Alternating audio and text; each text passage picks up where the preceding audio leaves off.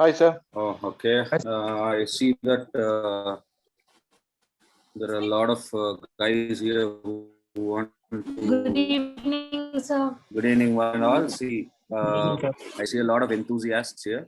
That's a good crowd. Okay, so let me start off today by giving you an introduction as to what we will be, learning. So I requested this topic of introduction to criminal law. Though the topic has wrongly mentioned CPC, it should have been CRPC, Evidence Act, and IPC. Okay.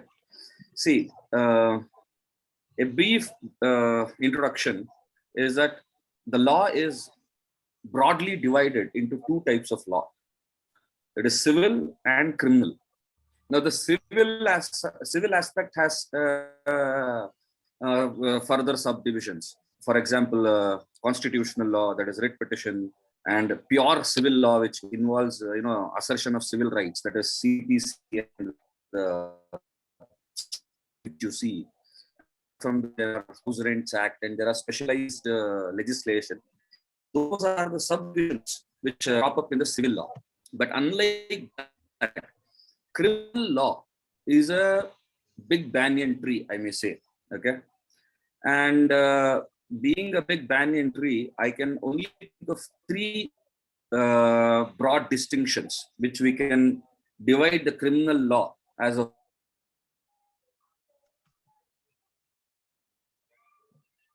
law, which is your IPC, which is your prevention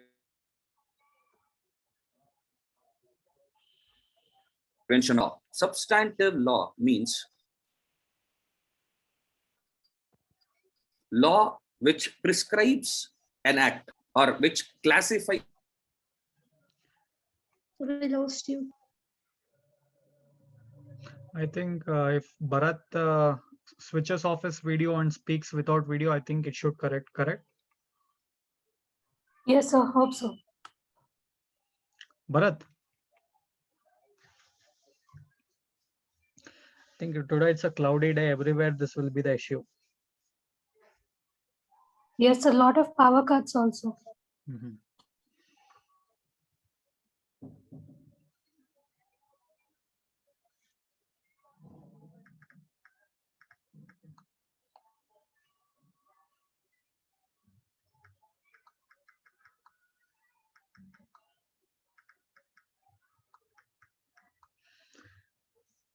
Bharat Kumar, where is this?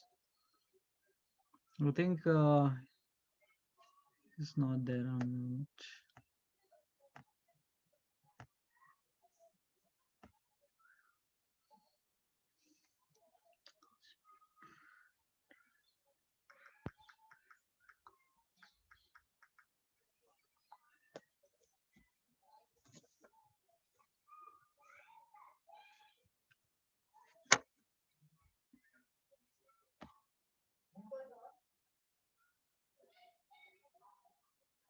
You might be talking on mute, sir, without realizing, so you may have to call, I guess.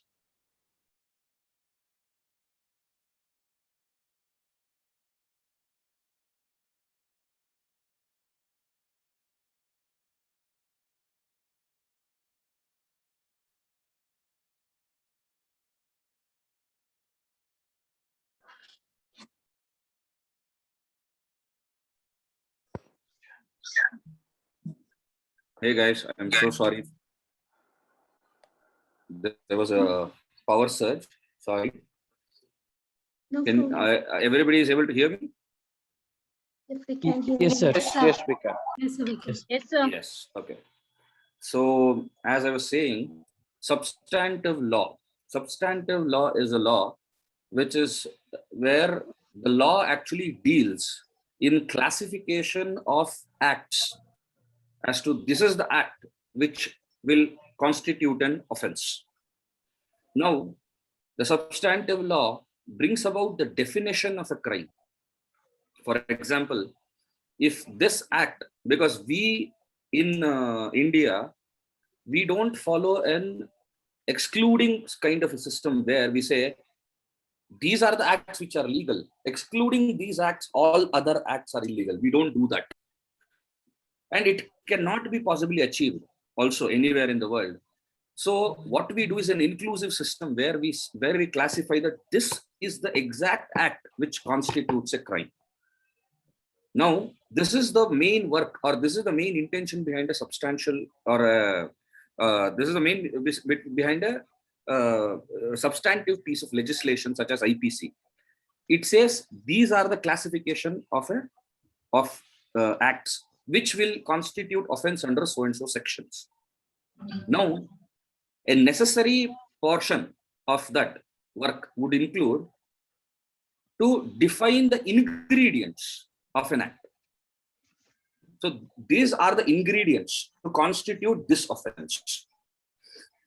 This is the work of a substantive piece of legislation such as IPC or etc. The best example is an IPC, because most of the special legislations such as POCSO Act, such as PMLA, that is Prevention of Money Laundering Act, or any kind of act, let us be a GST Act, CGST Act, or so and so, they provide for not only substantial piece of evidence or the substantial piece of law, that is the ingredients of the acts, but also provide for special procedure, which comes to the second major classification in a criminal law, that is the procedural law.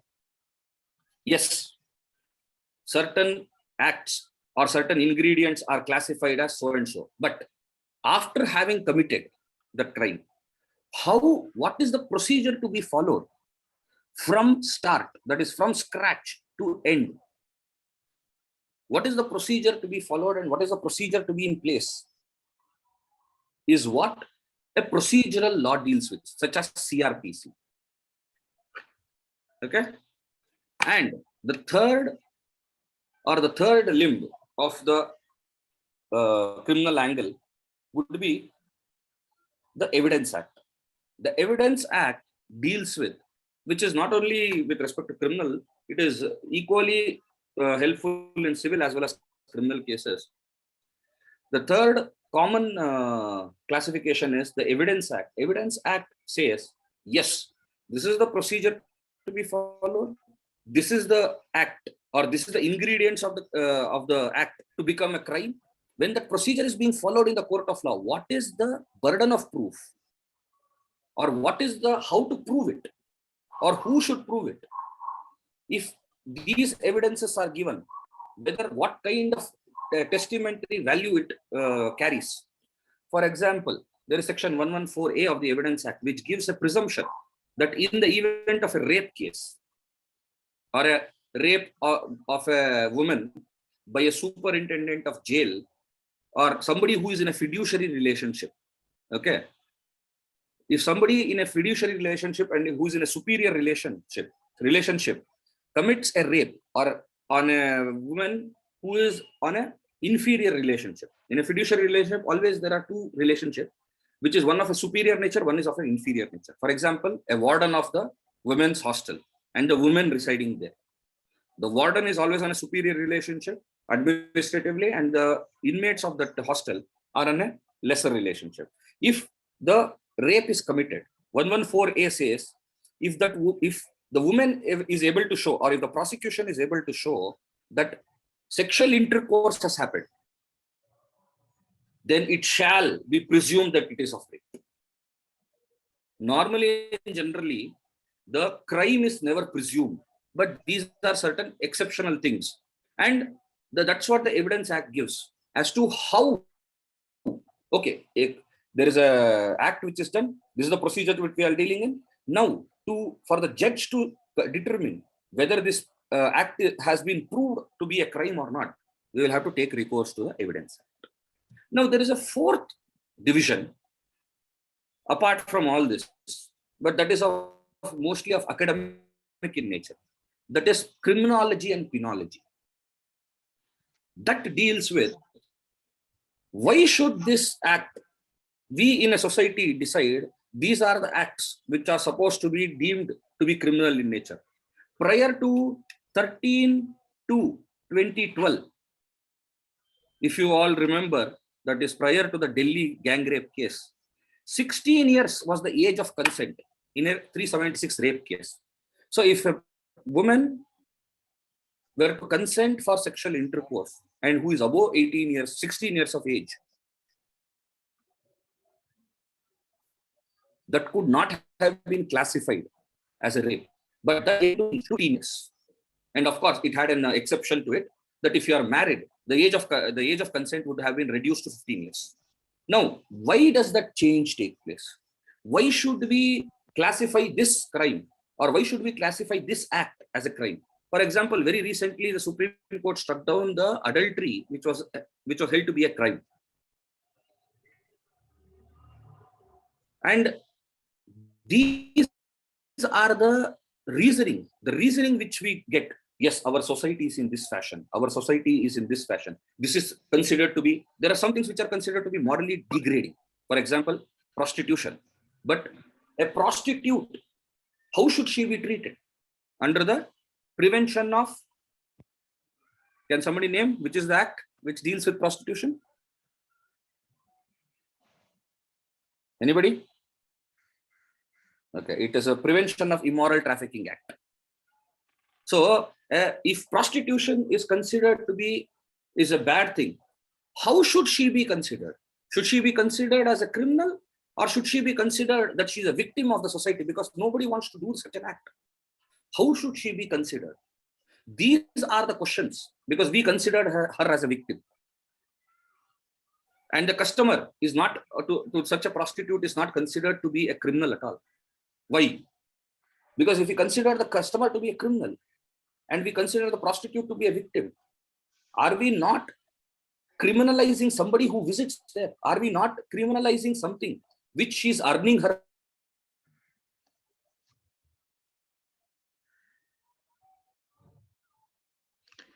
Bharat, we lost you again.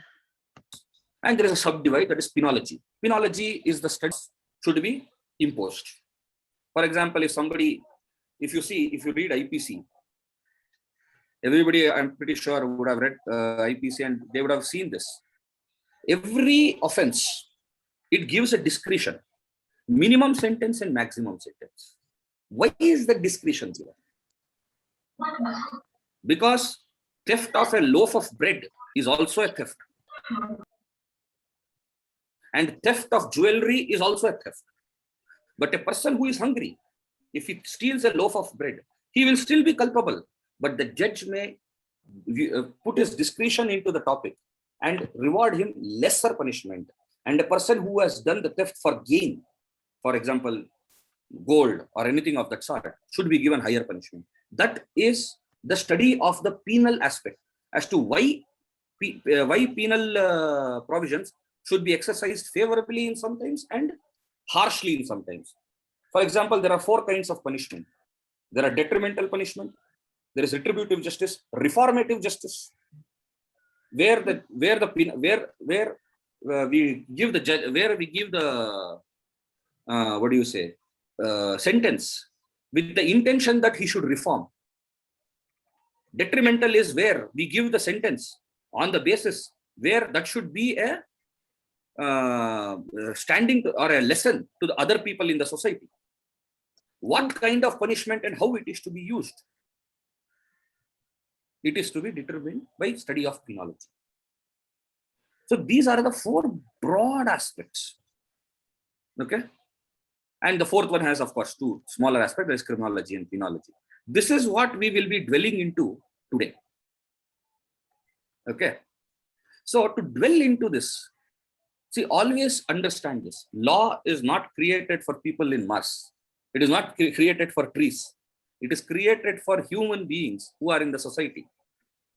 A criminal lawyer, for example, I don't know how many people are aspiring to be criminal lawyers here, but if you were to join a criminal law practice, your practice will be restricted to the boundaries of India. Unlike an arbitration advocate, unlike an advocate who deals in commercial litigation, who can expand it to the beyond the borders. A criminal lawyer's work is geographically limited to the boundaries of the nation in which he practices. Because what is considered as a crime here cannot be considered as a crime in a different country. Or what is considered crime there will not be considered crime here. There are very few overlapping procedures where, like extradition laws and etc., where we deal in interstate or that is an intra nation, okay, procedure. So keeping that in mind, let us keep that aside. Let us only concentrate today on the Indian geography. To understand that, we will have to take life because all these four are involved. Okay, so let us take an example. For example, if A on the day of 1/1/2021, he wakes up and he finds that his wife is not there next to him in the morning. So very well, he wakes up at 6 o'clock. He washes he relieves himself and washes his face. He goes down. And he opens the door. He finds that there is a man who is standing there with the wife. And they are seen in a very compromising position. He removes the door of another room, so he finds them in a compromising position. He immediately takes a metal object which was on the table, and he hits it on the head of that third person. And the third person dies. Now, this happened. A, wife of A, and let's keep the third person as X. Now an act has been committed. Okay. Here, because I want this to be an interactive session, so I would request participation from you guys also. Now it is going to be an interactive session for the next 15 minutes. Okay. So I will be asking you a question. I need answers from you because I need to know exactly as to how you analyze this. Okay. Sure, sir. So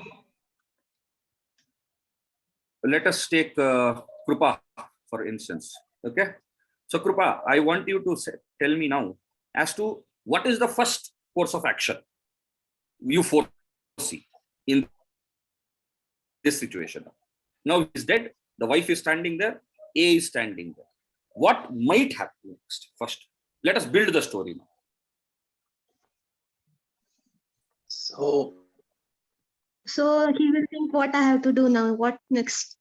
No, Right, please so- understand one thing. There's a wife standing there. Maybe Mhm. probably the wife doesn't love him, or that's why she was in a compromising position with this person, and the person she loves is dead. So what might happen? Let us think that, consider this as a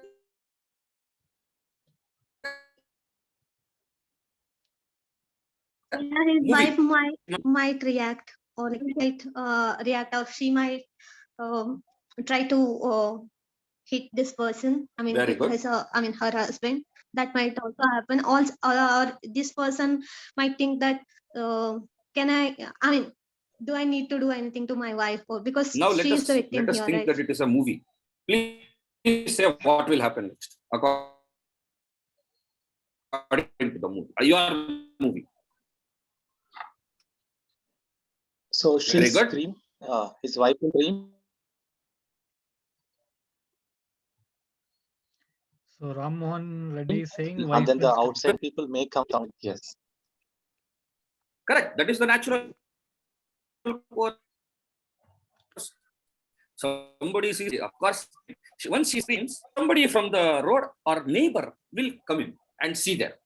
Now the neighbor doesn't know the wife, doesn't know the husband, doesn't know who the other person is. Immediately he sees that somebody is lying there in a flood of pool. What is the first reaction the neighbor will do, Mr. Raman? You will call police. Very good. Very Call good. He calls up 100. Okay. Now, please assume an act has been committed. Bharat Nindu. Police has got Complaint. police received. First Can anybody say? information. Bharat, First information. No, please that's not switch off your complaint, that is video. I just think your getting information, yeah. internet fluctuation. For some Oh, time, switch okay. off your video. You can continue Okay, with audio okay. because of internet fluctuation. Yes. Now. Yeah. Now Yeah, your voice is audible. better. Yeah. Yeah, we Better? can hear. Okay. Yes.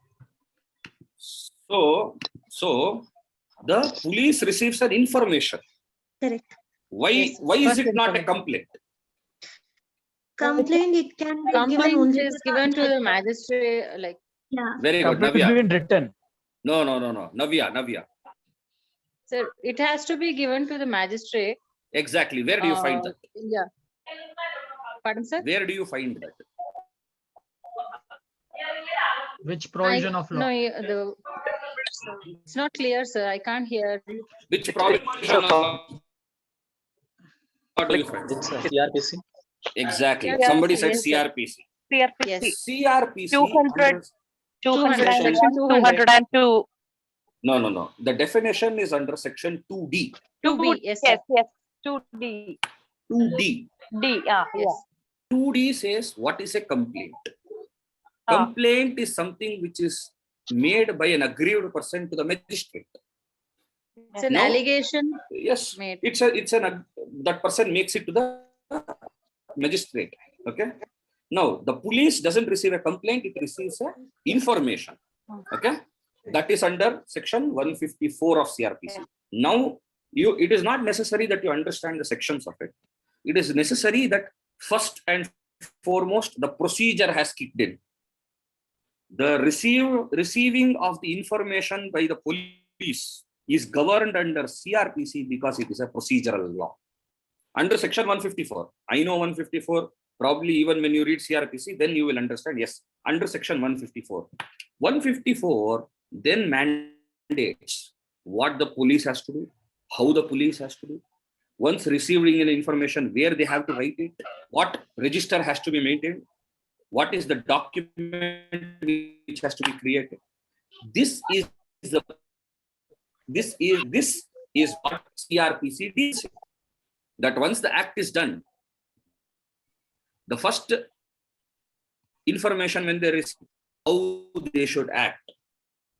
Now, having received, what will the police do? They will come to the spot. Yes. Either the husband would have run away, or he would have been there. Now let us assume he, okay, from there. Police comes, it's a dead body, okay, and finds the wife. What should they do? Anybody? FIR. They will secure the crime scene. The evidence. They will do spot Mahajar. Who is Mr. Satish Babu? Yeah, the Satish, yes. Exactly. There are other work which has to be done. For example, now when the police comes there, they see a dead body. CRPC also mandates under 174. Once you get a dead body, how you should deal with it.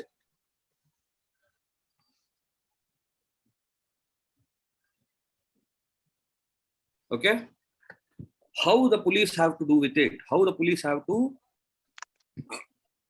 deal with a dead body. They will have to call the Tahsildar, ask him saying that, see, there is a dead body, there is something called as an inquest which is drawn, which has so many columns.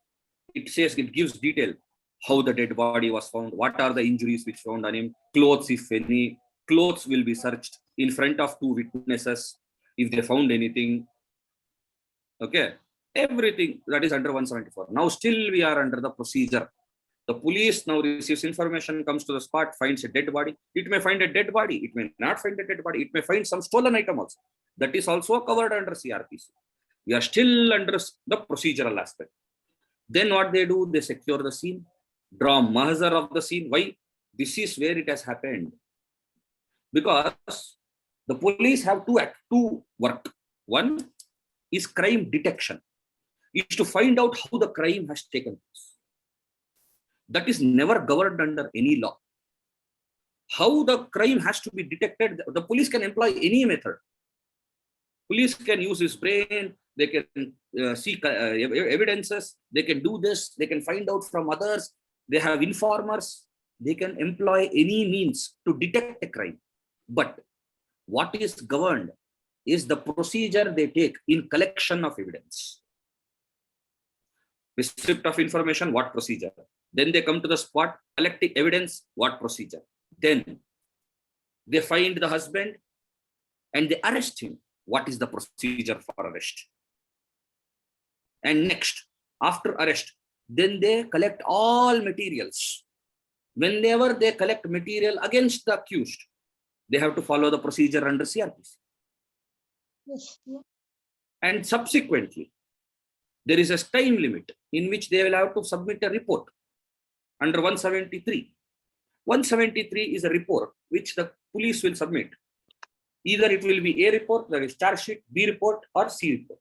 That comes under the police law, police manual. A report means that yes, whatever allegation was made, there is some allegation. It may be 302, that is murder. No, I'll come to the murder part. They will make, yes, this is the allegation as a, this is the act which was done by the person. Hence, this act constitutes an allegation of this sort, and this is covered under this section. They will forward it to the magistrate. Now, when the police say A with an intent to kill had come down and had seen that person in a compromising state with the wife, hence, with the intent to kill, he had lifted the metal object and had hit him on the head. That is a vital organ. Hence, death was caused. Hence, he is charge sheeted under 302 of IPC. What is the police employing? Can anybody say? What is the police trying? Which act the police has used? Anybody? IPC. IPC, sir. Very good. Once they read, which section will they act? Will they read? 300. Correct. Who said 300? Kishore Kumar. Sir, why No, not no. it is 299, sir, culpable homicide? Yes, I'll tell you why. Because you should also get your fees, Ram Mohan Reddy. If the police only puts him under 299, then what will you do? How will you take money from the client? You will go to the client and tell, no, you have not done 302 because the you did not have a pre-intention to kill him. It was a spur of a moment. I will get it under 300. That is your work. 299 or 304. Additional by 304. Definition under 299. Correct? Yeah. So Ram Mohan Reddy, if you want to make money, then that is your work. The police will only put him under the highest provision of law.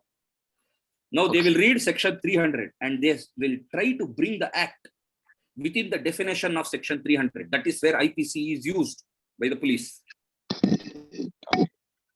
Okay. If he's a very good person, he will say, oh no, it is 299 only. But I don't know. They might put him under 302 by this allegation. He had a pre-intention. Now, the magistrate, on having received the charge sheet, by then, every one of you would have been behind the case. Everyone will be saying, boss, we will get you bail. We will get you bail. Under what provision you will file for bail? Anybody? CRPC, sir. Anybody under the which section? Section 486. No, not even close. 439. Sorry. Yeah. Now, the bail is under 437 as well as under 439. 437 is a bail application moved before the magistrate. 439 is before the Sessions Court and the High Court. Why do we move it under 439 and not under 437? Can anybody say so?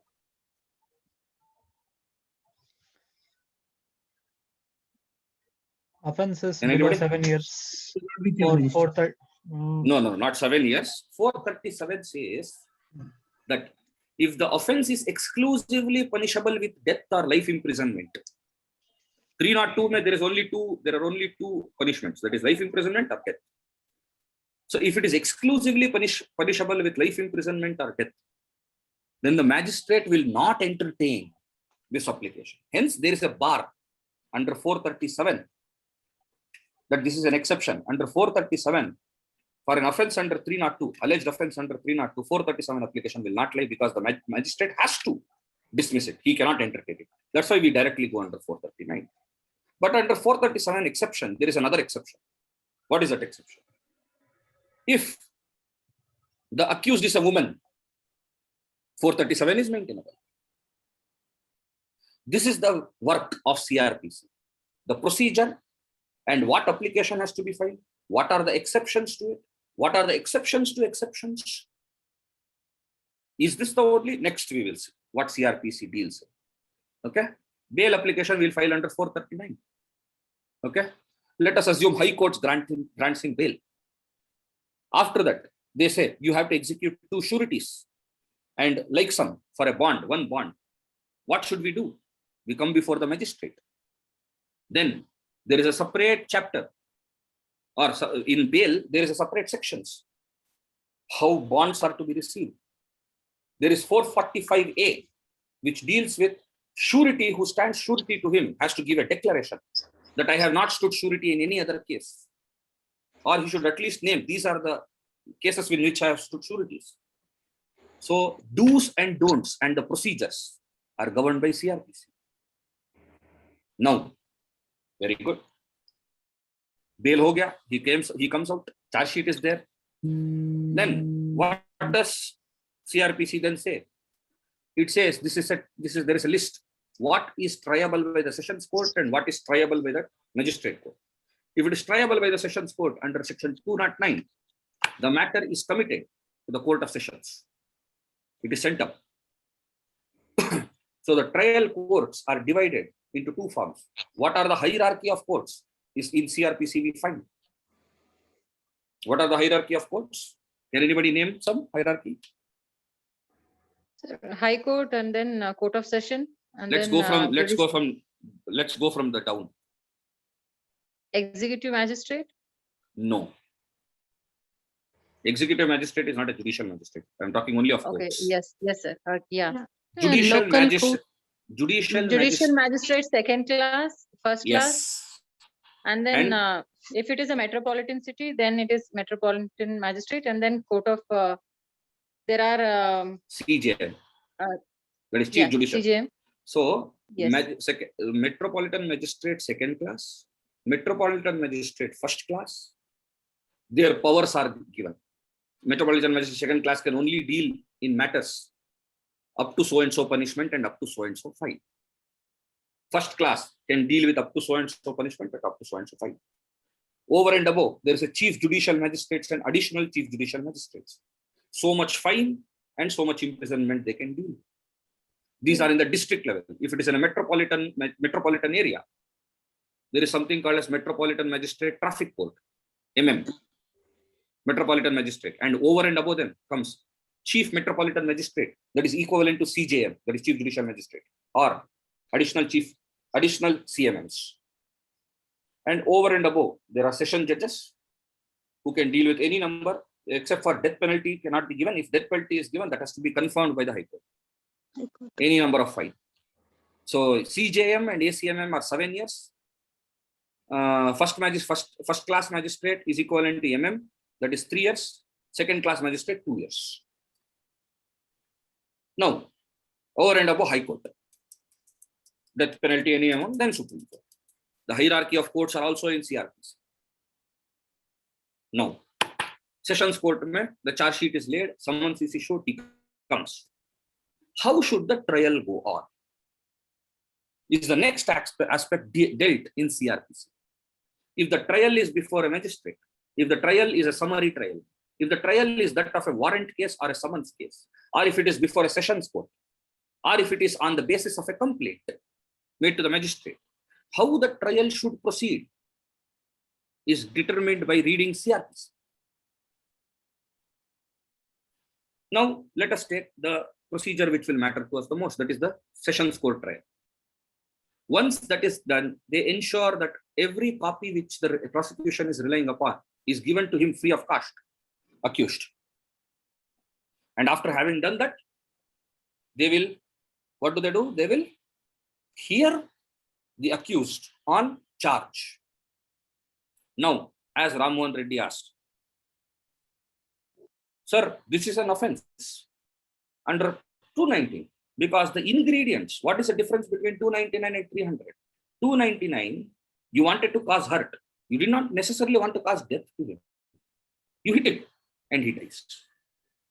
In the natural course, if that injury was not leading to death, but death occurs because of certain exceptional circumstances. My intention was not to cause death. Hence, I committed a crime.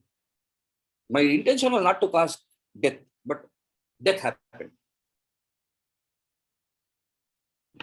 Now, Mr. Ramohan Reddy will argue, saying, my lords, see, the charge sheet entirely taken into consideration. The wife says that he did not know her, know him, the person. It is only she who had an extramarital affair. He comes in, he doesn't know. The police have not been able to, apart from the allegation, there is not a single evidence in the entire charge sheet which says that he had a predetermined mind to kill him. Hence, it is not murder. So please vary the charge from 302 to 304. Or let us assume, let us take another example. A person who is driving his Audi car, Mr. Sanjay. Mr. Sanjay has bought a new Audi car. Okay, he is very happy. He drinks 4 pegs with his friends, drives the car at 100 kilometers an hour and crashes into somebody and kills him. Now, whether that act, does it come under 302, 304, or what does it come under? It is an accident, 304A, death by accident. But the Supreme Court had stated in Salman Khan's case that if you drink, you know very well that by drinking you will not be in control of your vehicle, but you drink voluntarily and cause the death. Your act amounts to culpable homicide. You know by drinking and driving that you might cause hurt to somebody, but that hurt was not intended to take his life away. You knew very well. So that is how it has been interpreted. So even the courts make use of certain aspects when say, no, if you do this, then it is presumed that you had intention to so do so and so. So if you have consumed 4 pegs or 5 pegs, which is above the permissible limit, and take a car, right, you know very well that you will not be in control. And Supreme Court has stated that knowing very well that you will not be in control amounts to knowing that you might hurt someone. Hence, when you know that you might hurt someone and that hurt is grievous enough to cause death, then yes, it comes under not 304A, but under 304. Higher punishment. So this is how the courts use IPC for interpretation that this is an ingredient, this is an ingredient, this is an ingredient. And how lawyers use IPC and how the police use IPC. Now, after this, the trial takes place. In the trial,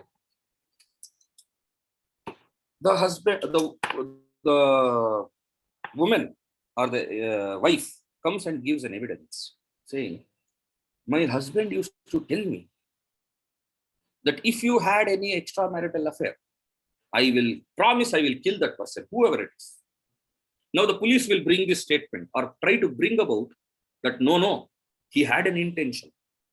He had already told the wife that, boss, if you have any extramarital affair, I swear on God, I will kill that person.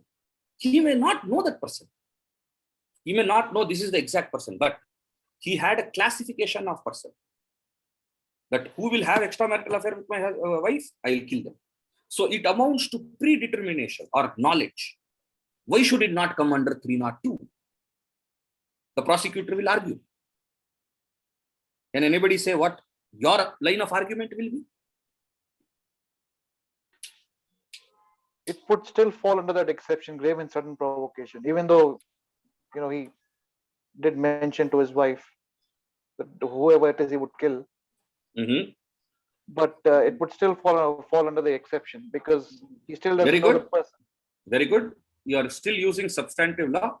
Can you use Evidence Act and get over this hurdle, Sanjay? Can you think? Not studied that yet. I know you have not, but how will you use the Evidence Act? Because Evidence Act gives an exception. What is spoken by the husband or the wife in their privacy cannot be used as an evidence as against the other person until and unless the person who has filed the case is the other person. For example, I tell my wife something in my bed because it is pillow talk. Now the wife cannot depose that in the court of law as against me until and unless it is the wife who has filed a case against me. Now the case has been filed by the state.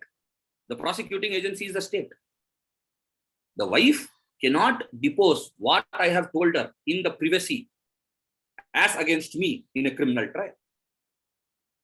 This is how you will use Evidence Act. So Evidence Act has broadly classifies into two things: what is admissible and what is not admissible. And the second one is relevancy. How relevant is the evidence? These are the two broad classifications of the Evidence Act. One is what is admissible as evidence, what is not admissible as evidence.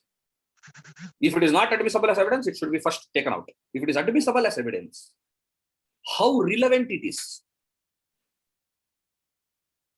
If in a criminal case, a confession or statement given before a police officer is not admissible as evidence. But there is an exception card. Because of such a statement, if anything else is recovered, I confess. For example, the husband confesses, yes, sir, I hit him. Then I ran away. I took that, what do you say? Iron rod, which I had. I took it with me. And I hid it in my safe. This is a safe. Now, what is the safe code they will extract from him? Then they will take independent witnesses and recover that iron rod from the safe. And that iron rod being recovered from the safe, it may have blood on it, it may not have blood on it. Now the prosecution will argue when it has blood on it. They will send it to FSL. They will say, see, this is the iron rod, it had a blood on it. It matches to the blood group of the deceased. It matches to the DNA of the deceased. That safe is belonging to that person. That safe could not have been operated. It has a safe code. It could not have been operated otherwise than the accused. Hence, how did he come in possession of this thing?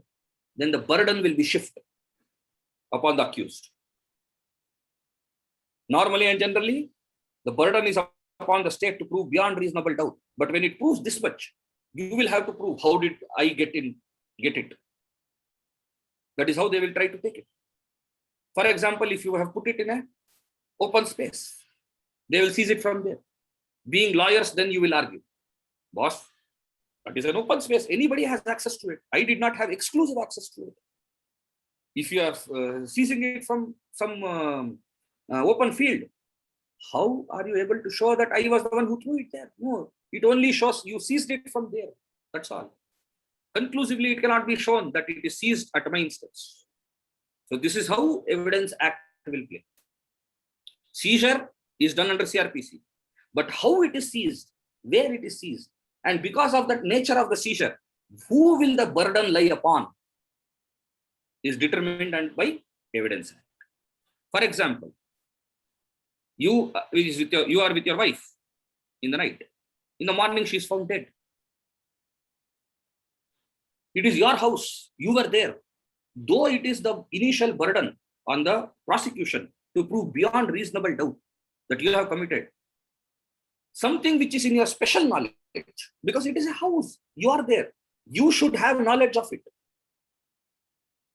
So the burden is shifted that when you don't disclose, when you have the right or when you have a chance that it is in your special knowledge and you don't try to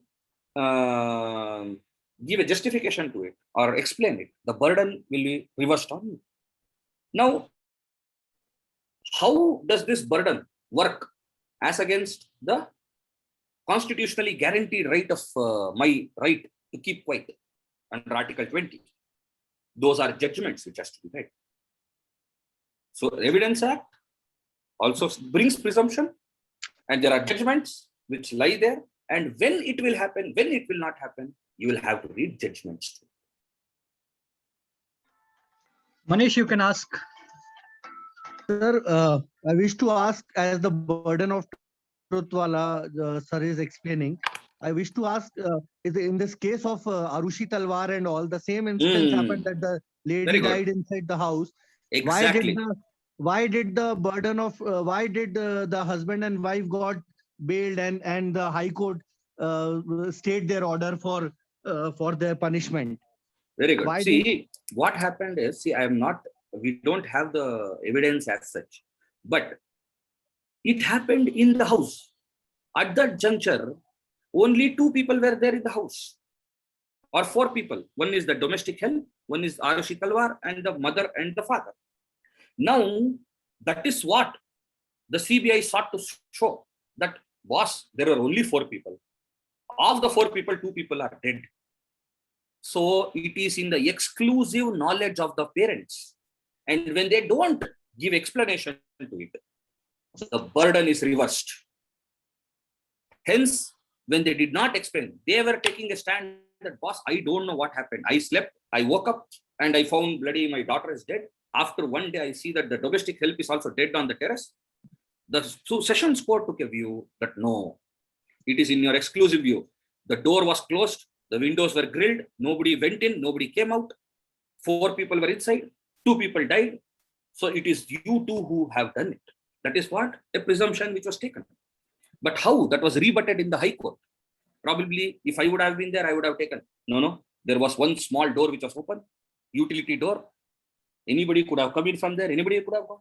I was living in the ground floor, and the utility was not grilled. Anybody can walk in. Anybody can walk out. This was not considered. Probably they will take this stand. Tell me, Manish. That's it. So the High Court reversed the verdict of the Sessions Court and let them free. And Yes. again, now the court case has been challenged, and again the husband and wife is in again back to jail. Yes, they went to Supreme Court. Supreme Court, acting on CRPC, has stayed that judgment, and they said, no, you should go inside. Or we are actually looking at how the Evidence Act is used. What is exactly how it is to be used? You will see that once you read the case, you will get to know. But I'm just giving you a broad introduction how Evidence Act will play a role in a trial at the hands of the police, at the hands of the judge, or at the hands of the advocate. Okay. Now, everything happened. He's convicted for 304. Now, Ram Mohan Reddy got his fees. He said, boss, I will not get you 302 offense. 304 mein conviction ho gaya. Now, Mr. Ram Mohan Reddy is faced with another challenge. Because the minimum sentence is there, maximum sentence is there. Mr. Ram Mohan Reddy, what will be your argument? Or anybody else? Mr. Nitin Reddy, you? Anybody? So it's not intended. In a rage of to convert it into 304, it will be, the argument would be that in a rage of anger, in a compromised position or whatsoever, the father No, you're still under, Mr. Manish, you're still in the trial. During the trial, you will take this defense.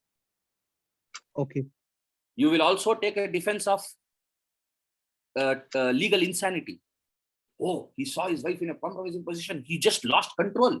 He did not even know the consequence of the action he was doing. You will take defense, which is the general exception also. But those are all brushed aside, and his conviction is given. Now you will employ the penology. You will say, see, he is not a person who is habitual. He did not kill him. Right. It was a one-time thing which happened. Yeah. So the least punishment should be given to him. You should reform him. But the prosecution will say, no. How will they interpret penology? They will say, sir, there is a crime against women going on. These are the crimes which are day in and day out happening as against married women. So this person, always, he could have been a reasonable person. He's a manager or whatever he's working as. He should have been a reasonable person. He should have sat with both of them, talked, maybe shouted and give her a divorce. There was no need. There is a history that he had used rage against the wife. He used to constantly nag her that you have some affair, you have some affair, you have some affair. So he had this instinct in him to see her demeaningly. This is an act which is not done spontaneously. He used to demean her. So when he found her in that spot, he wanted to first kill him and then also hit her with intention to kill him. So there is an element where he had intention. So you should make an example of this to the people, that you should not be very harsh towards your spouse. Please do so. They will argue in this fashion, penology. You will argue in this fashion. You will bring forth, no, sir, the evidence says that he used to take her out every Sunday. Evidence said that he loved her. Evidence said he used to give her saris. Whatever. You will use the evidence. See, please understand that when you are conducting a trial, you will have to wholesomely do it. You should be ready. You cannot go with a one-minded attitude that you will acquit him. You should also be prepared. If I get a conviction, I should elucidate from the witnesses at that juncture itself as to his nature, because in the Evidence Act, it says that his nature is a relevant fact. The nature of the accused is what is his nature, what is his behavior. It is a relevancy. There is a relevancy attached to it. Why? For this reason. This is how CRPC, this is how IPC, this is how Evidence Act, and this is how criminology and penology are used in the criminal law and the criminal justice system, and it is used intertwining. At one juncture, you may not only use one subject. You may have to intertwine it CRPC with IPC. You will only be dealing with CRPC when information and all this are received. Then the police will intertwine CRPC with IPC by registering FIR and deciding what section has to be imputed. While conducting trial, you will intertwine evidence with CRPC and how to ask question and etc. etc. Sometimes IPC gets intertwined with evidence, whether this is an act which has happened, and that can be whether that can be used as a relevant evidence or whether that is admissible in law. Evidence Act then gets intertwined with penology when you're arguing for on sentence. So this is how all are intertwined. And over the course of your studies, when you study CRPC and when you study IPC, you will only have to concentrate. Yes, this IPC will be used here. CRPC will be used here. Evidence Act will be used here. You cannot study all of it in one semester. Criminology and penology, it will be used here. You will read it in installments. But what makes you a good criminal advocate is how you club it together and present it, or how you present your practice, or how you present the case before the honorable court. This is how it is interconnected. And that, how better you do, will make you a better criminal advocate. I hope this introduction was useful to you all. Okay. Now I'll be taking questions.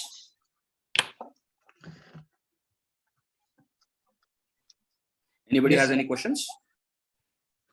Krupa, Priya. Sir, I'm still taking in all of this information. So no questions as of now, because we have only studied IPC till now. So maybe in the future, I'll have more questions after I complete a few more semesters. Correct. So this is how. It is not that after completion of study, probably you will get it. Even till date, we are trying to learn. This is the grassroots or the backbone in which we all argue. Even seasoned advocates argue, even judge question them. This is a never-ending debate. How you will mix and match all these four. Okay? So, Right.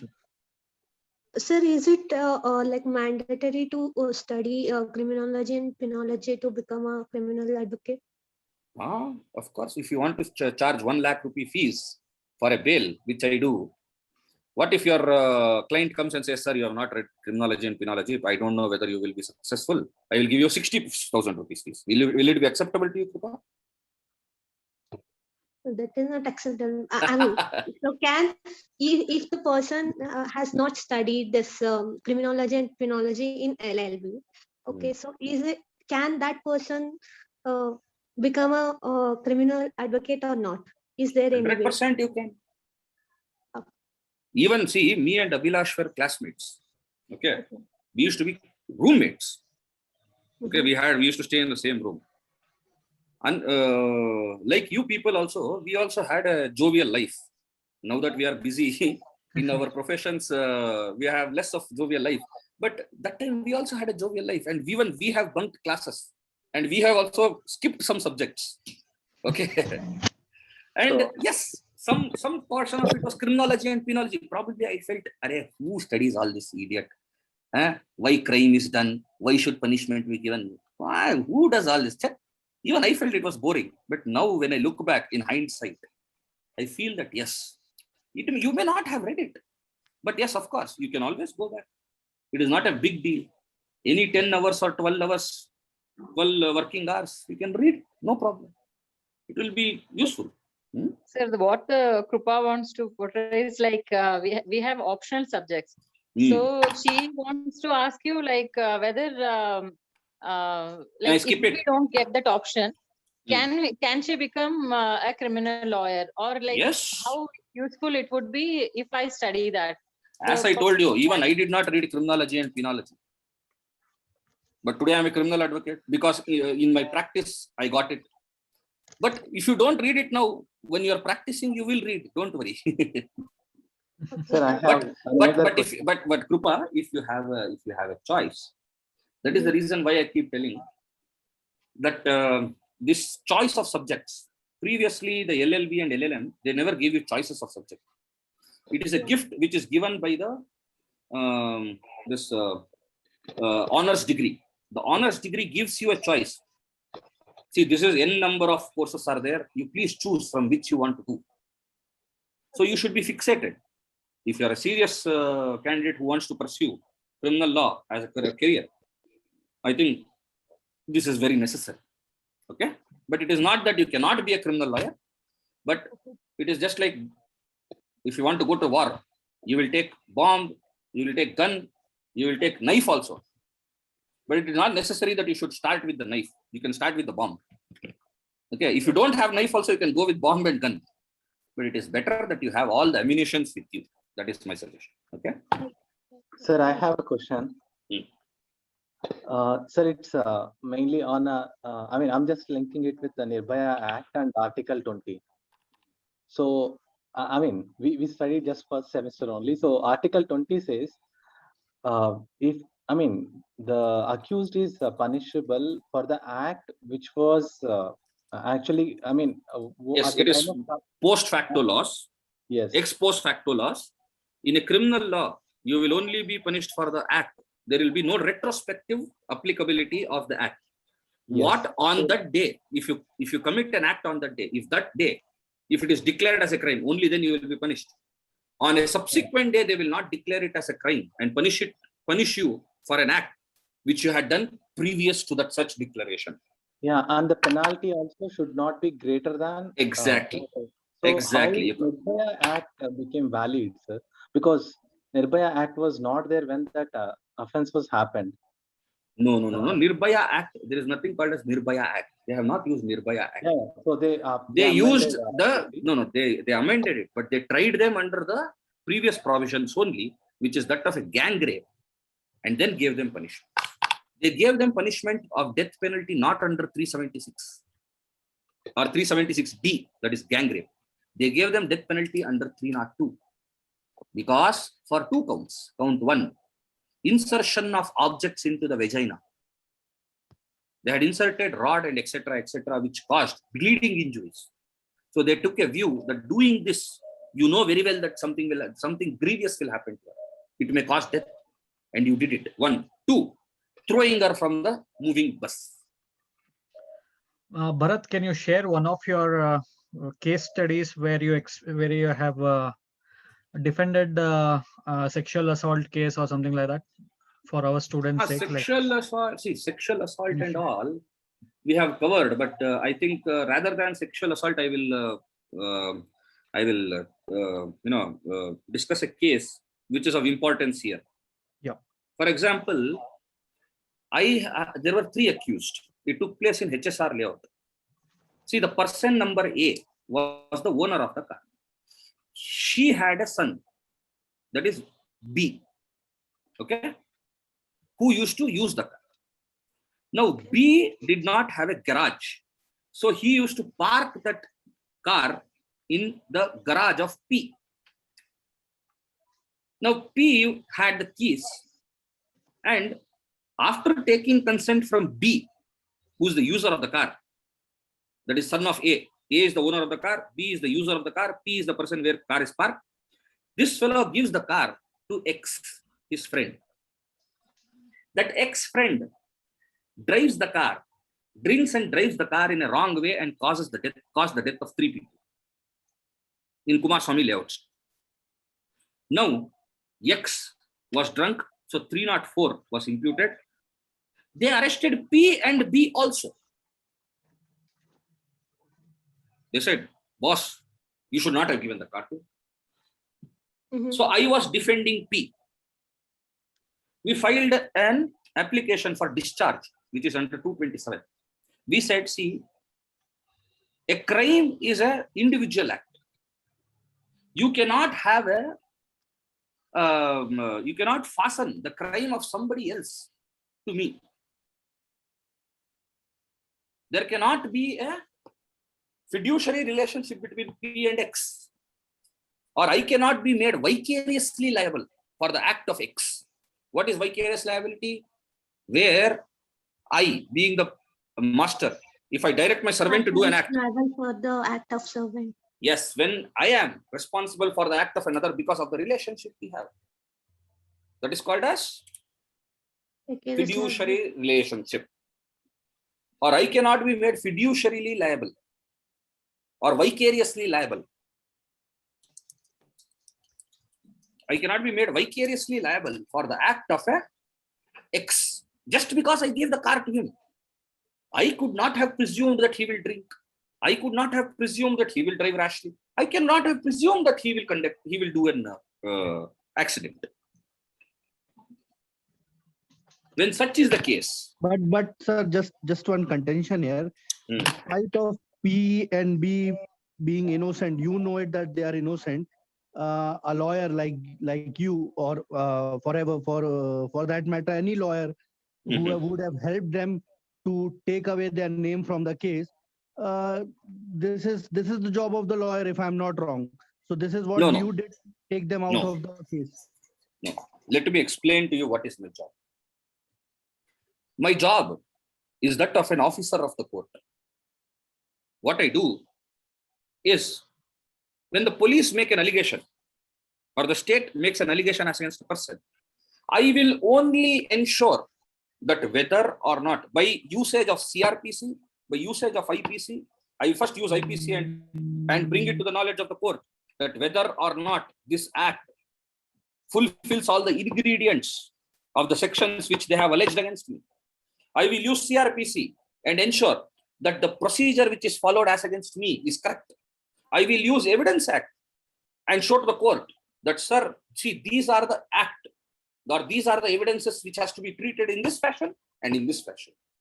And only then I will tell the court, sir, by usage of Evidence Act, I feel that evidence is not complete against him. By usage of CRPC, I feel that this is the procedure which is wrongly adopted by the police. Please reprimand them.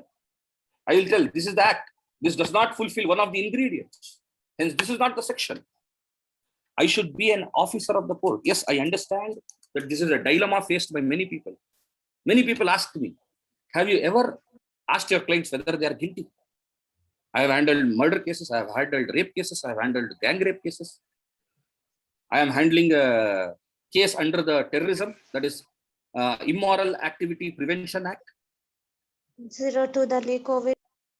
Sir, in the example that you gave, if X was a minor, or if X did not have a license, would Very he good. be liable in that case? Yes. Yes, Mr. Vipul. That is what the courts have held, where minors are being given vehicles by their parents and they cause injuries. The parents are liable under section 304A. Whether they are liable under section 302 or 304 part 2, it is to be argued by you. But the courts today have stated that, knowing very well that this fellow is 15 years and he is not entitled to drive, you give him a vehicle. This act is a presumption, or this act is a presumption of the fact that you knew that somebody will get hurt. So this is one recent development which has taken place in our jurisprudence, criminal jurisprudence. Very good that you pointed out, Mr. Vipul. Thank you. Hello, So sir. yes. Ms. Bindu George, tell me. Yes, sir, your conversation has been very interesting. At the same time, I have this doubt when we are talking about exceptions for general exceptions for burden of proof. The first two that we generally quote is mistake of fact, which is section 76 and 79. And then we move on to judicial acts. Isn't there a lot of, what do you call, things which are not in tandem with each other? Because when we talk about mistake of fact has an excuse, but mistake of law has no excuse, and judicial acts is generally something that happens at the judiciary's end. So how do we justify this, or how do we as students of law understand this in a better manner? See, understanding of it, I cannot help you, because this is the very reason why clients come and give us money. They give me 1 lakh rupee, they will give a senior advocate 5 lakh rupee, they would give somebody in the Supreme Court 20 lakh rupees. When you argue, you employ such tactics. This is, how can I put it? A lion can teach its cub to run, but it cannot teach it to hunt. The hunting is something which is self-learned. If you're asking me how cleverly will an advocate bring this as a,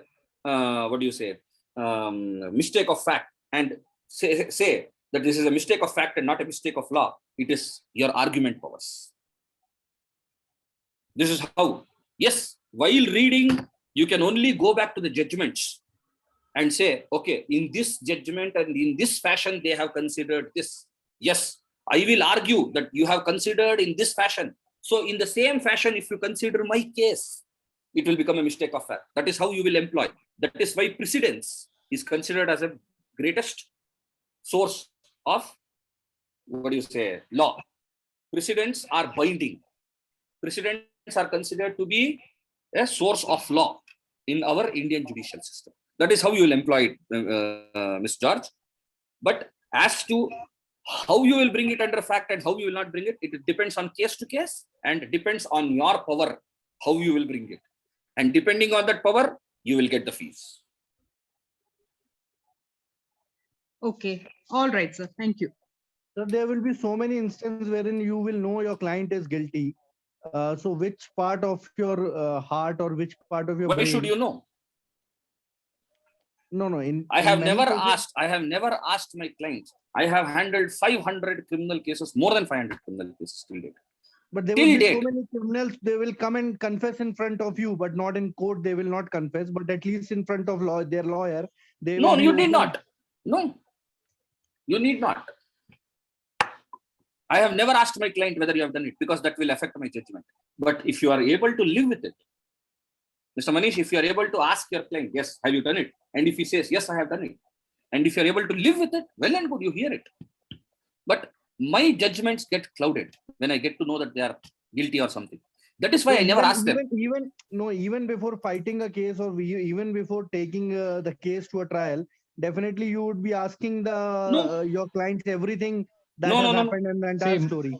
See, Manish, you cannot take the client before the court and ask the judge to imprison him for the mistake he has committed, because judge will only immediately ask No, the no, no. client whether you want this advocate or not. The, No, the no, client Abhilash, will wait. say, I don't want this advocate. No, No, no, I no. mean to say, I know, I understand what Manish is saying. I'll tell you what.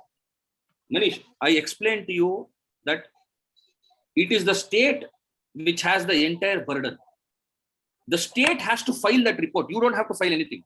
That report, that is a charge sheet, will have the exact act and how the exact act which the state thinks, yes, this is the act you have done. This is the allegation I'm leveling against you. And this is the evidences in support of it.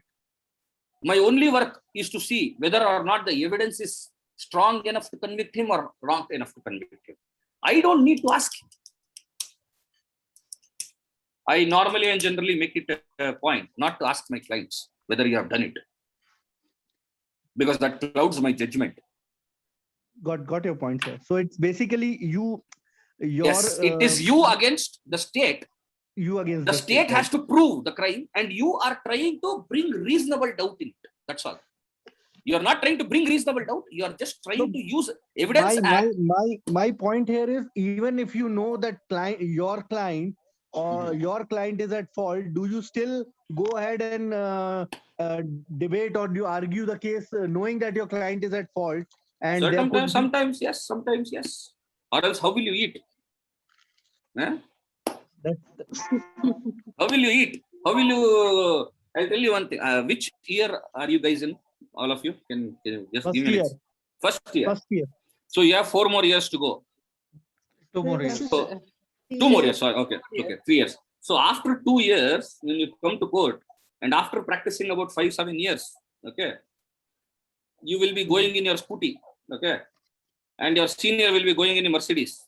Will you not feel that I should also have a Mercedes? So it is entirely upon you. How strong is your desire to purchase Mercedes? Will you purchase that Mercedes at the cost of defending a man you know very well that is who is at fault, or just because you know that he is at fault, you will throw away that 1 crore rupee which he will give you as a fees? It is all up to you, boss. When what position you are in life at that time, it will depend on you. No. Okay. I'll still accept that piece, but knowing the fact that the case that is in front of me is very weak in terms of my capability of saving my client is very weak, and though every evidence is against him, still will being a lawyer, you will accept the case? What I will do is not important. What you will do, Manish? No, I want to understand. The lawyer thinks from what direction, or what forces the lawyer? It is up to you. It is up to you. What I do should not matter to you. You should think what you should do. I'll try. Basically, my job would be to find out if there is any scope of saving my clients from any of these charges. Though knowing very well that he has done something wrong? Yes, knowing everything that is meant, but what is the scope? Like, as you said, the mercy plea after the conviction has happened, the mercy plea, taking the track record. No, whatever it is, where you are at a given point of time in your life will decide how your action goes. It is up to you. See, how many people are here? How many of them are participating? I don't know. About 1, 2, 3, 4, about 20 people, 30 people. If I ask this question to all you 20 people, there will be 20 different answers. And if I ask you to write down those answers now and ask 3 years from now when you are practicing, probably all 20 people would have changed their answers. And still there will be 20 different answers. And probably, one minute. And probably 6 years from now, if I ask the same question, 20 different people, 2 times you have changed your answers, probably the 3rd time you will change your answers. Yes, all answers will be same. Yes, all answers will be changed. And still, all 20 people will have different perspective on how you should practice. So, what I have done may not work for you. What My you God. will do Got may it. not work for me. What Manish might do may not work for Sudarshan Reddy or Nitin Reddy or Priya or Kishore Kumar or Sri Devi ji. It may not the work point. for them, or Hmm. what they do will not work for you, boss. Okay, so it is up to you. Yes, Sanjay, tell me. So in your HSR case, did the prosecution try to establish common intention? Yeah, they did try to say that, see, you had given him without knowing that he had a license. I said, boss, he is my friend. He is 18 years of age. Even if I had given him without a license, that will at best attract the Indian Motor Vehicle Act, not the act of him killing 3 people by drinking. That is how we tried to establish it. And yes, the court was merciful in accepting our arguments. Common intention of some. How can there be a common intention? No? Okay. We cannot have a common intention. We didn't even know them.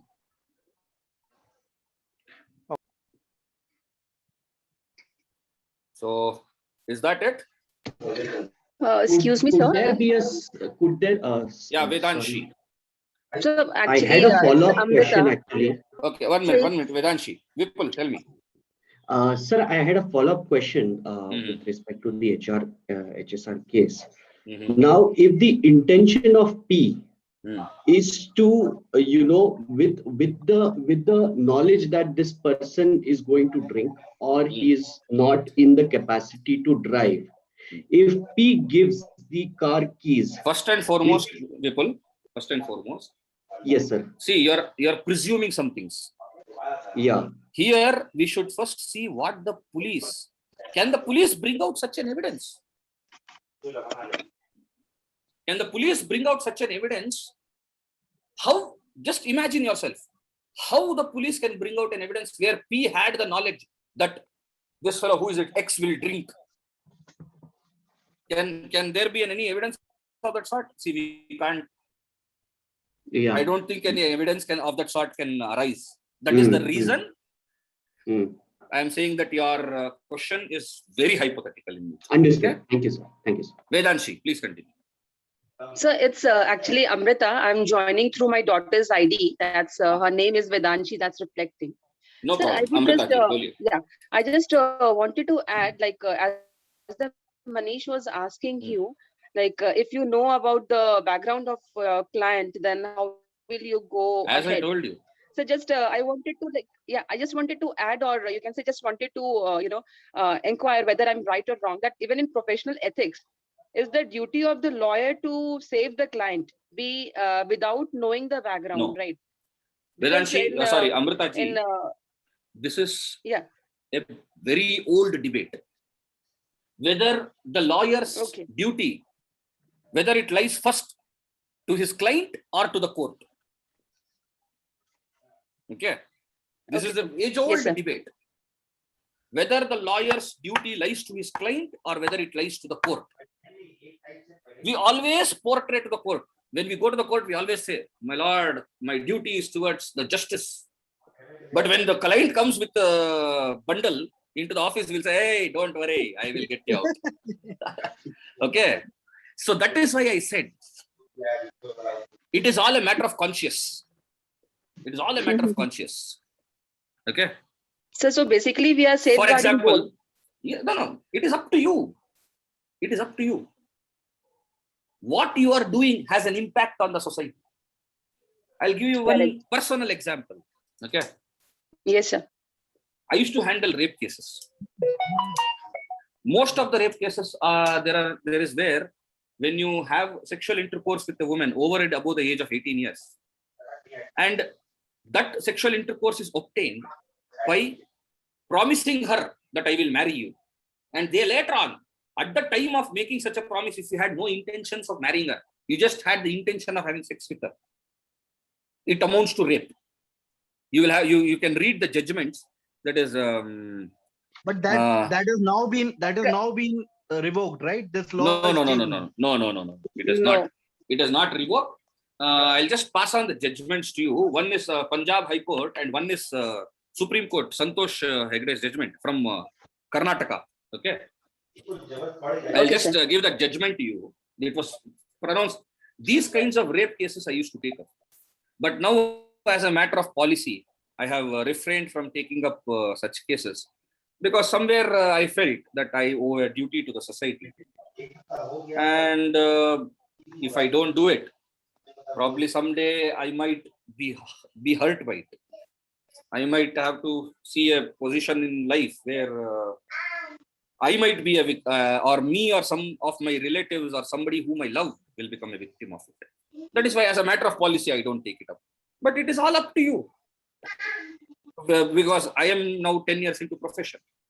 9 years, 1 year back, 9 years of my profession, I have defended people who are accused in 376 cases. Now I don't do. That's all.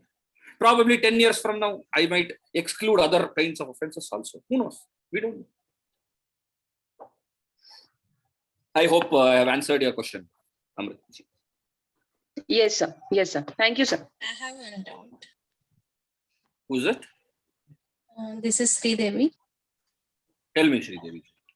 Sir, you said like the private, whatever conversation happened between wife and husband should not be considered as the evidence.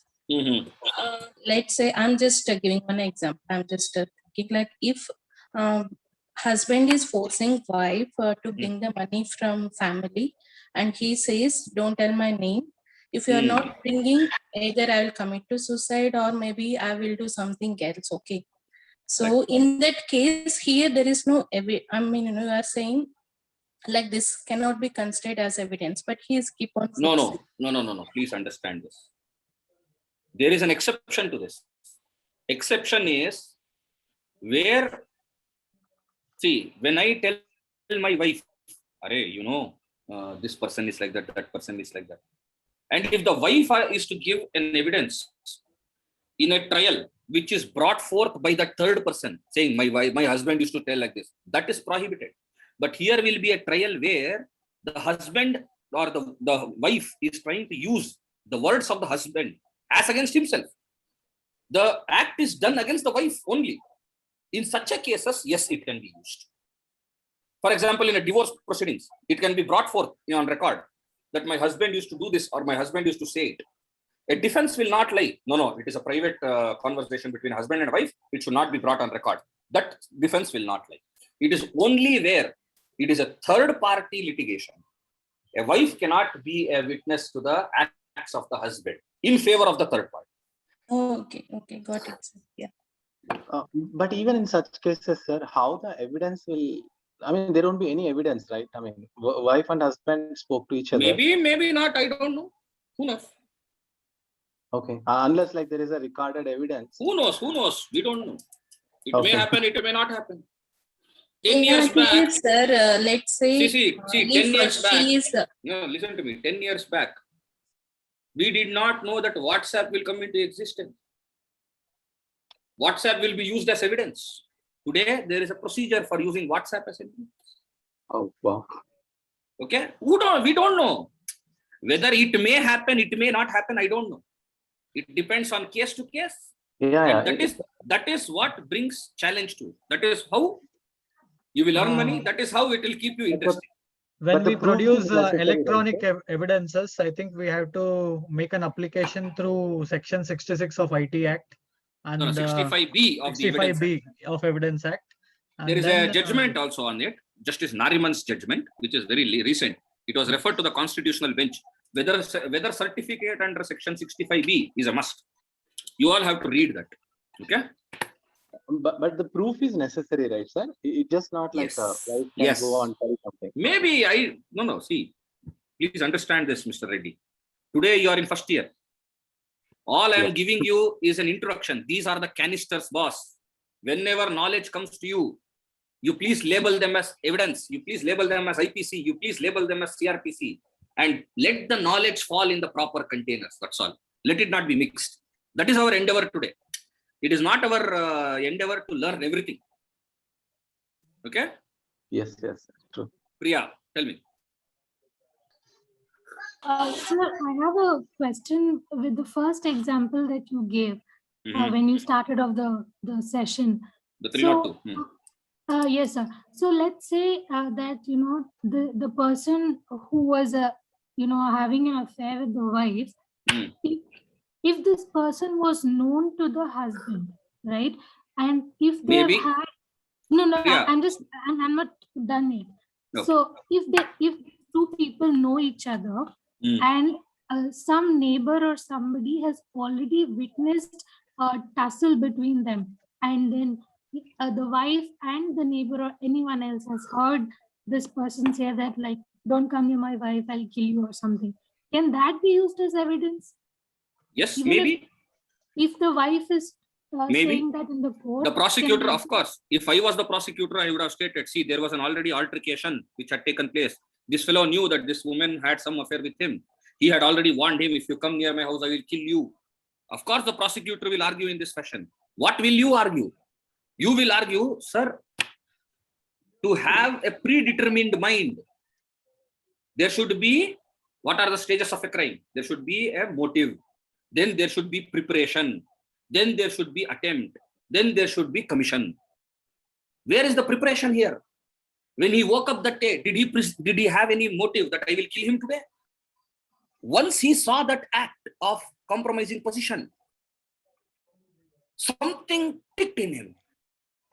And he did this. Your argument will be in this fashion. No, Okay, listen so to me. Listen Listen to me completely. Wait, listen to me. Your argument will be this. The prosecutor's argument will be this. Who will succeed? The law is flexible in that fashion. Who argues better, who is able to convince, they will succeed. So please see, I will tell you, all you guys, don't take up individual examples. At this juncture, you are in first year, all you people are in first year. Don't take up individual examples. This may happen, this could have happened, that could have. Just take a story. Think, if this had happened, what is the relevant law which has to happen? If this had happened, what will the opposite party argue and how will I argue?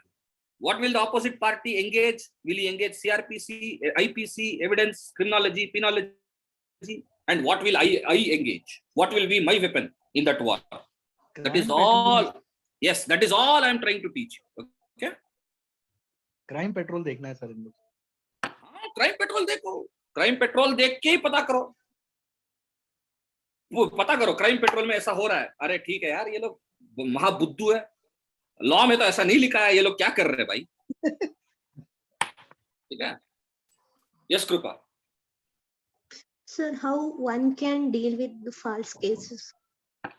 False cases. Please read section 340. Okay. And that is malicious prosecution. 340 of CRPC, you file an application. So once you read CRPC, probably I should read 340 of CRPC. Okay? And giving of false evidence is 193 and 191 of IPC. Tell me. Yes, Navya. Sir, what is your opinion about fixing a time frame to solve a case? Like now we don't have any time frame fixed. No, there are no time frames except for POCSO Act, that is Protection of Children from Sexual Offences Act. That is the only act which has a time frame. I don't see any substantive law on it. But yes, No, sir, I am asking, like, what would be your opinion, like, to fix my the time opinion, frame? see, I'll tell you why it cannot be done. In my opinion, that would be wrong. It should be expeditiously. Expeditiously is every case has to be looked at as individually and then done. Because there some cases might have 20 witnesses, some cases might have 300 witnesses. So not every case will run in the same bracket. So hence, a straitjacket formula of this much time will be required for one case. I don't think will work out. Thank you, sir. Is that it? It's been 1.5 hours. I think it is Saturday. You guys don't have beer to enjoy or any other serial to view? Only questions, eh?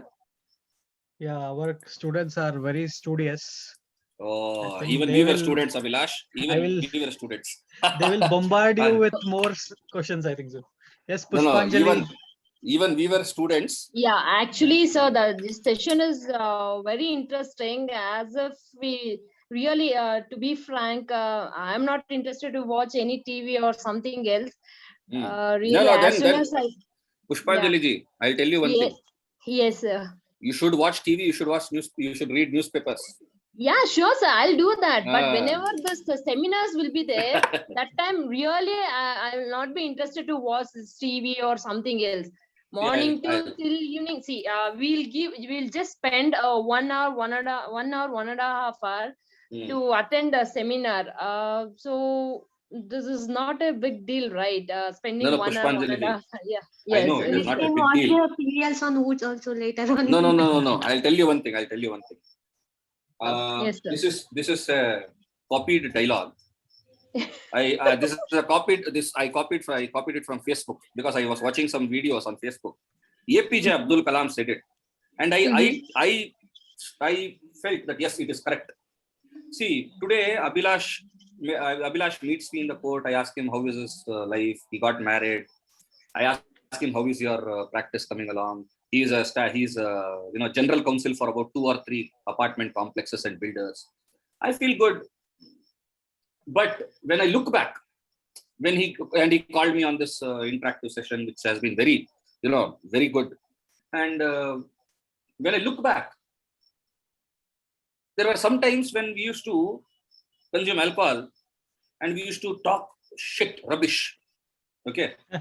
And we used to sit in the balcony. I think that balcony is seen more vomit than any public toilet. Okay. So when I look back, see, I'll tell you one thing. Bharat, all my image gone in a day. No. Please listen to me. All of you listen to me. Okay. Let me remind you all. Let me ask everybody this. When we pass out of this college, okay? Yeah. Every day you will be doing the same bloody work. Take clients, have client conferences, do legal work, get busy, do that, earn money, etc., etc. The friends with your friends, these are the events which will keep, the memory afresh. Yeah, you remember the day we had Old Monk. You remember we went on the ride. You remember we went to the Lonavala. We drove 3 hours and went and had one burger and came back. Do you remember we had that road trip? Do you remember the Goa trip? Do you remember the Hampi trip? These are the ones which will keep your memory alive. You are in college now. I see, yes, reading, studying, educating yourself is very, very important. But why is this extracurricular activity also important? Because you are living in an age where, please understand, where are you guys sitting? I don't know. I am having this class. Because of this COVID-19, the legal fraternity has shrunk. It has been encountered with a very good, I can call it boon as well as a bane. The boon being the senior advocate sitting in Delhi. Previously, I had to bloody spend first class ticket for him to come from Delhi to Bangalore, from Bangalore to Delhi again, then one 5-star hotel here, 2 lakh rupees extra miscellaneous expenses. But now I can engage him at a very, very lesser rate. I can tell him, you please sit in Delhi in your office and do it. Instead of paying him 10 lakh rupee fees, I'll pay him 5 lakhs. Because why?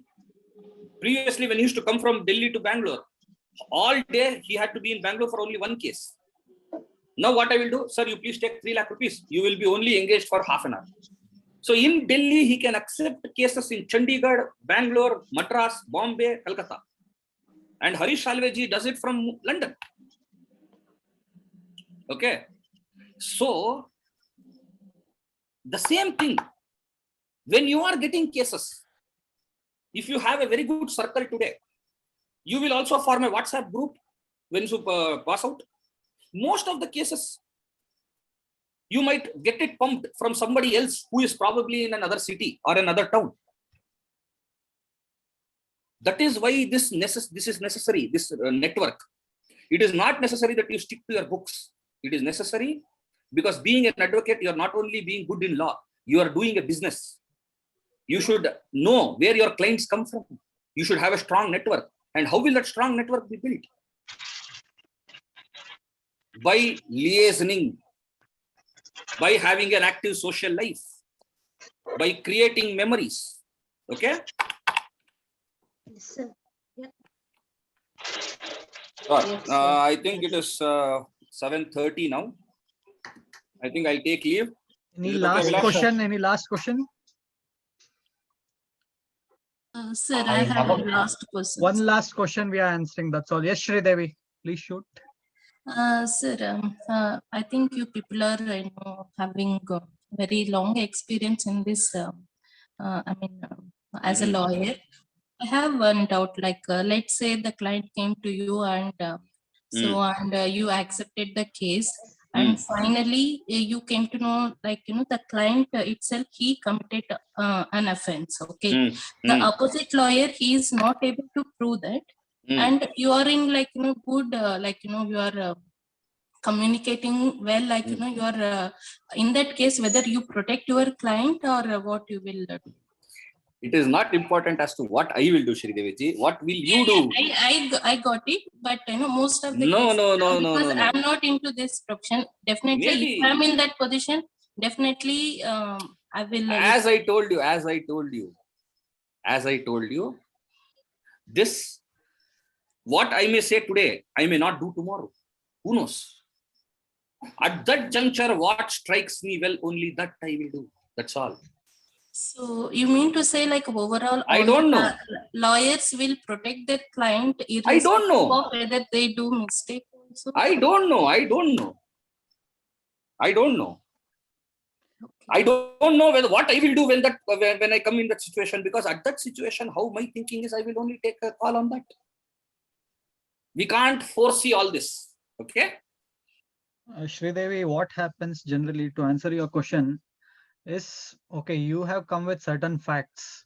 We don't know what are the facts being presented from the opposite side, and only when the opposite side's facts are presented before court, and then we can weigh your case. Where do we stand? Not only that. How Shri Devi will react to such thing? Let us assume Shri Devi is an advocate now. If somebody comes, the question she asked me, Shri Devi is in my position. What Shri Devi might feel, I might not feel.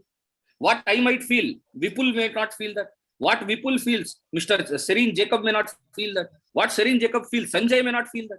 What Sanjay feels, Bharat Raj may not feel that. So, see, that is why we are all humans. The action which is put forth to us, reaction will always be different from person to person. You can't justify it, or you can't even put it in a straight line, saying, this is how we will react. You may react otherwise, somebody may else react otherwise. There is nothing hard and fast about it. Okay?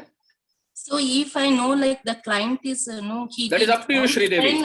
Yeah, in my case, I'm saying. Very good. In your case, if you know it, then what? Let me give advice to everybody. What you are doing in your case with your client, please ensure that only you should know about it. Nobody else should know. If somebody else gets to know, then you will lose the client also.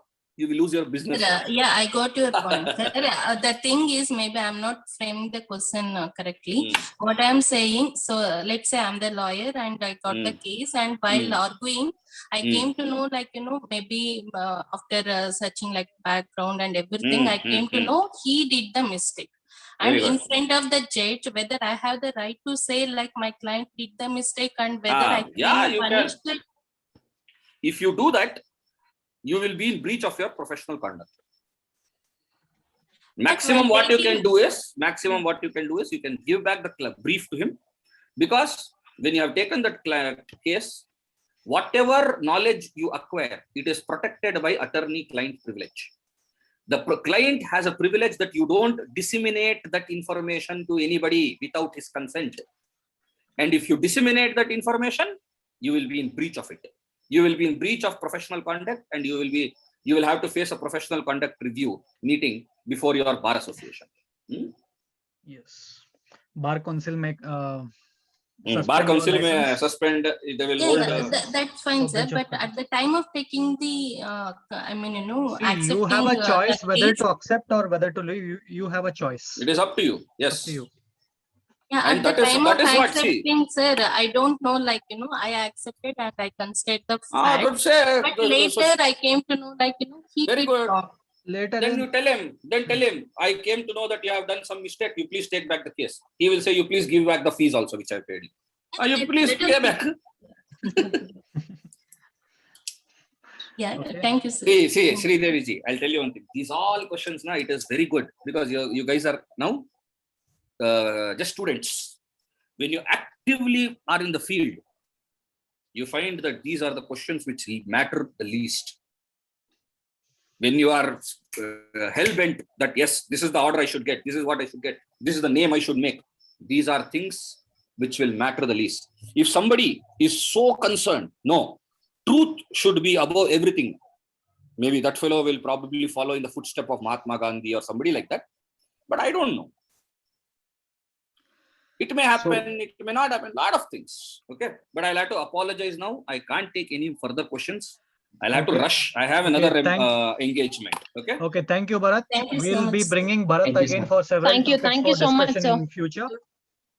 So I think Bharat Sure. has left. Okay, Bharat is still there. Yeah. No. Thank you, sir. Thank you, Thank sir. you, Bharat. Thank you, very sir. much. Thank you, sir. Thank you, sir. Thank you, sir. Thank you, sir. Thank you, sir. Thank you for your session. Thank you, sir. Thank you, sir. Thank you, Bharat, sir. we'll meet again definitely. Thank you so much, sir. And thank you very much, Abhilash, Thank you sir. very much.